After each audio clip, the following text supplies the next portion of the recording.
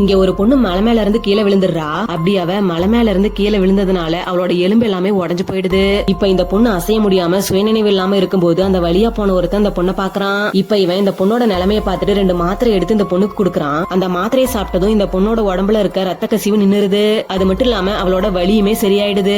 அதுக்கப்புறமா இவன் இந்த பொண்ணோட உடம்புக்குள்ள இருக்க எலும்பு எல்லாமே உடஞ்சிருச்சுன்னு சொல்லி தெரிஞ்சுக்கிட்டு அவனோட பவரை யூஸ் பண்ணி அந்த எலும்பு எல்லாத்தையுமே சரி பண்றான். இப்ப இவன் இந்த பொண்ணு ரெஸ்ட் எடுத்தா எல்லாமே சரியாகி பழைய நிலைமைக்கு வந்துருவான்னு சொல்லிட்டு அங்கேயே விட்டுட்டு போயிடுறான். ஆக்சுவலா இந்த பொண்ணோட அப்பாவை சில கொள்ளையர்கள் கொண்டு இருப்பாங்க. எதுக்காகனா அவங்களோட ரகசியம் தெரிஞ்சிருச்சுன்னு சொல்லிட்டு கொண்டு இருப்பாங்க.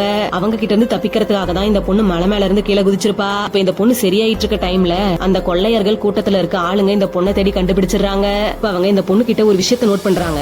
என்னன்னா அந்த பொண்ணோட உடம்புல ஏறின ஒரு எறும்பு உடனே செத்து போயிருது. இத பாத்துட்டு அவங்க 2 பேரும் என்னவா இருக்கும் அப்படின்னு சொல்லிட்டு ஒரு பூவை பறிச்சுட்டு வந்து அந்த பொண்ணோட மூக்கு கிட்ட வைக்கிறாங்க. உடனே அந்த பூ ஆடி போயிடுது. உடனே இந்த பொண்ணு கண்முழிச்சு பாக்குறா. அப்படி இவ பார்த்ததும் இந்த 2 பேருமே பயந்துடுறாங்க.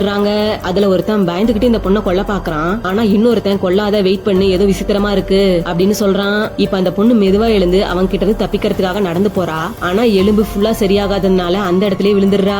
இத தெரிஞ்சுக்கிட்டு அந்த கொள்ள கூட்டத்தோட தலைவன் ஏதோ வித்தியாசமா இருக்கு, அவளை கொல்லாம கூட்டிட்டு வாங்கன்னு சொல்லிடுறான்.